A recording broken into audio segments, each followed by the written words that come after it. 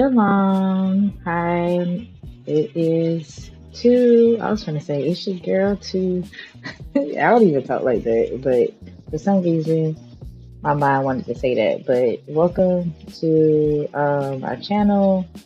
Um, I don't really have like no true opening, but today we're gonna be doing two things. As you can see, I already pretty much got started.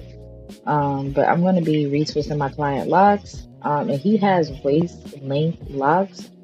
So his hair is extremely long. Like his hair is actually past his waist. So um like I had to create a whole separate length uh price for him. But yeah, so today we're gonna be doing two things. I'm gonna be doing his hair, which is a lock retwist with some rope twists. So rope twists are just like two string twists. Instead, I use four locks and twist them together instead of using just two locks. Or if the client has really small locks, I'll probably use about like six or eight locks to twist it.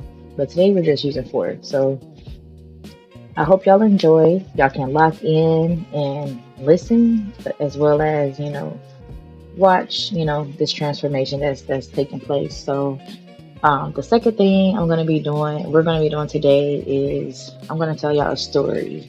So as some of you may know, I am a believer of the Most High Yahuwah, the Most High God, as well as His Son Yahusha, the Messiah. Um, and those are just the Hebrew names of who a lot of us were brought up knowing as God and Jesus. But when you begin to read the scriptures, and then you look into like the Hebrew history, which that's what the Bible was originally written in. When you look into the Hebrew of the names of what we know as God and Jesus, those are just titles like God and Lord. Those are just titles. Those aren't names. So in the scriptures you see a lot of verses that says about like his name, his holy name, and exalt his name, praise his name. But God isn't a name, it's a title. So you kind of when you kind of look further and you um just seek to see how you can better connect with the Most High, you begin to see that, oh, okay, his name is Yah. And I believe it's Psalms.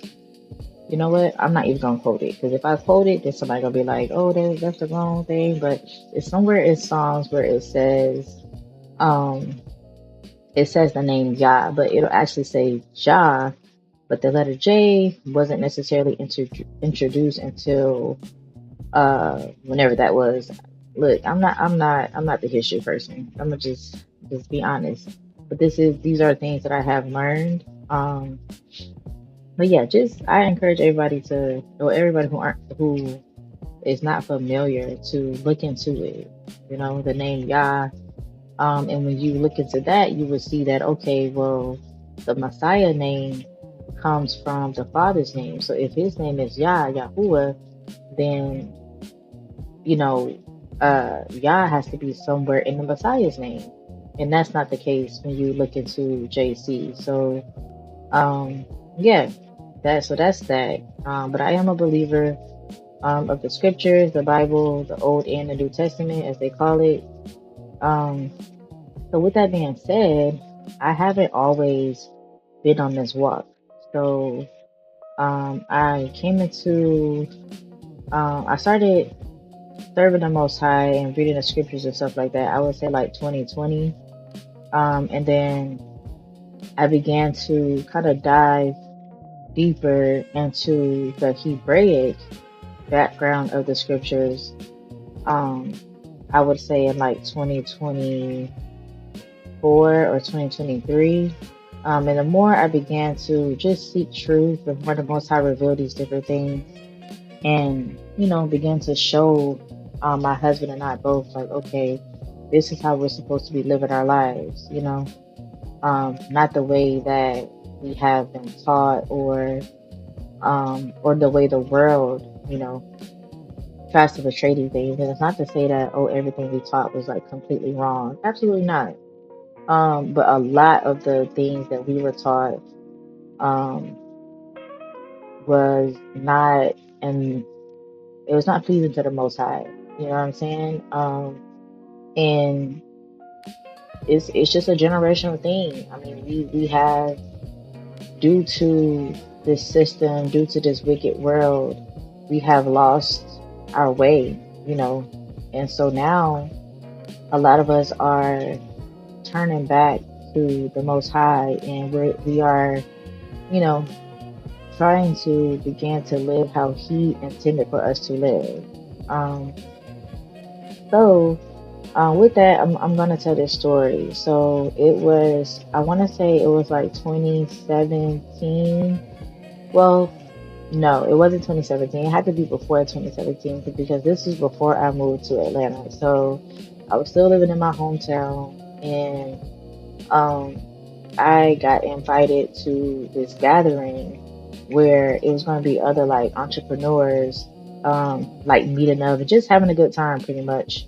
But with having that good time, it was drinking and all that type of stuff, food and all that. So this was definitely back when I was still, um, you know, doing as a lot of us probably did, which was drinking and driving. And when I look back, I'm like, man, like the Most High truly has so much mercy, because honestly, I can't even count how many times I have done that. And it's definitely not something I'm proud of, but I understand that, the Most High definitely allows us to go through different things, for the sake of the testimony. You know what I'm saying? So, as well as so we can learn and grow. But so this was around that time, and um, I was leaving this function, so it was probably about, I would say it was pretty late. It was probably like 10, 11 o'clock. So as I'm driving, and it's dark.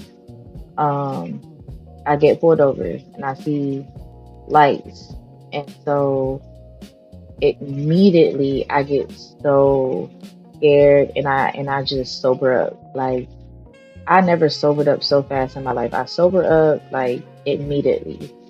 And because all I can think about is, oh my gosh, I'm about to go to jail. Oh my gosh, I'm about to go to jail. Because like I knew I was, drunk. I knew I shouldn't have been driving.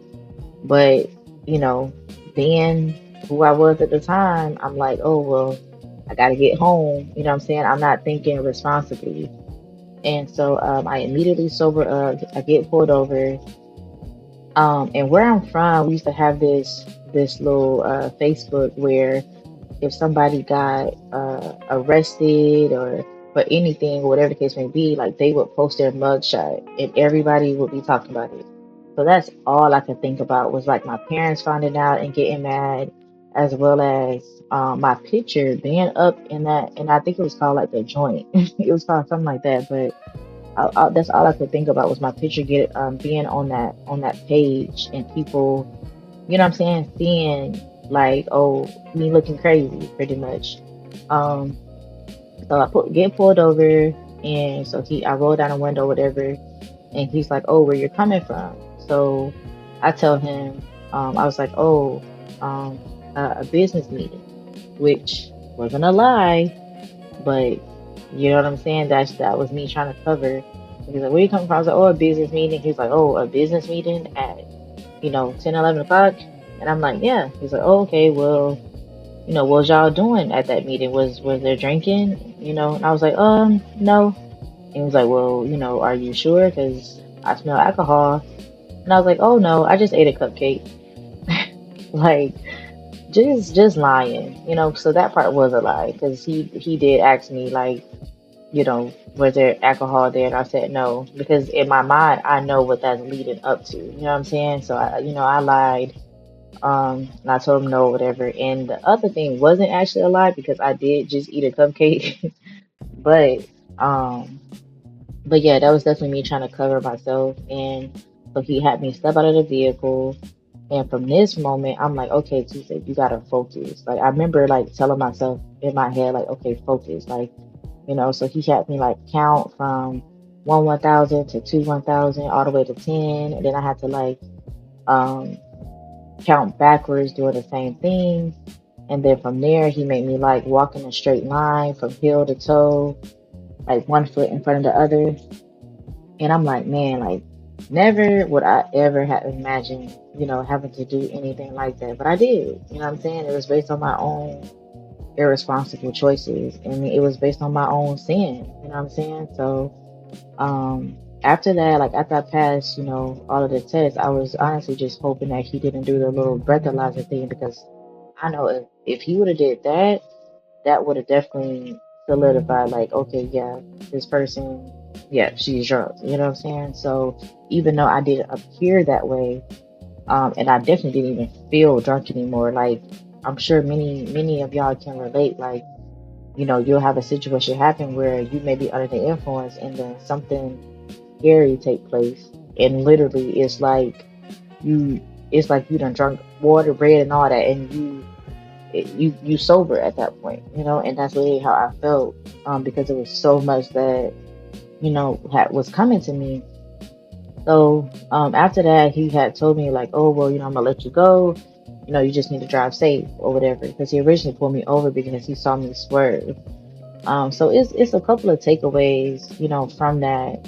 One of them is I definitely believe it was the Most High's mercy on me because one, I wasn't even aware that I swerved. You know what I'm saying? So if it wasn't for him pulling me over and telling me that, one, I would have still felt drunk. You know what I'm saying? Because I only sobered up because of the police officer pulling me over. You know what I'm saying? And I still had like 10 minutes to go till I make it home. It's been plenty of times where I've heard stories of people literally having car accidents like 2 minutes from home. You know what I'm saying? So that could have just been so bad. It could have been so bad, man. And I'm truly thankful when I look back because I'm thankful to get pulled over, but I'm also thankful that I did get a DUI. You know what I'm saying? I was able to, the Most High allowed me to, not have to go through that. And when I look back, it just makes me thankful that even in the midst of my mess, even when, I wasn't keeping his commandments and I wasn't, saying his real names or none of that stuff, like, nah, like he still had mercy on me.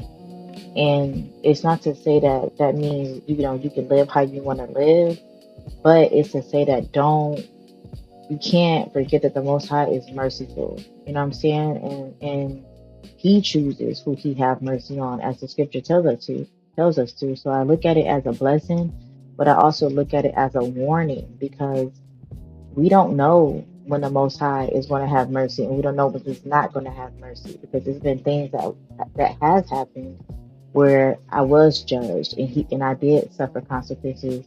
You know what I'm saying, due to my sin.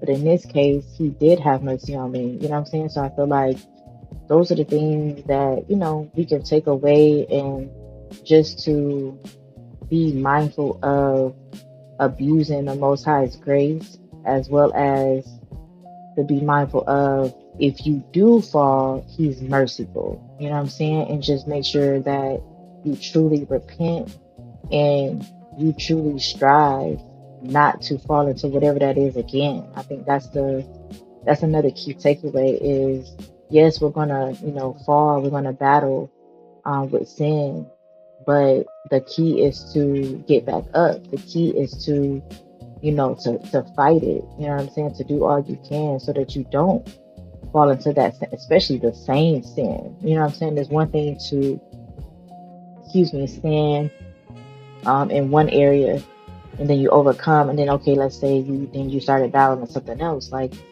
that's just life. That's living in this flesh. That's what comes with that. But if we continue to fall in the same type of sin, like at that point we have to self-examine ourselves and say, okay, do we truly fear the Most High like we say we do? Do we truly love Him like we say we do?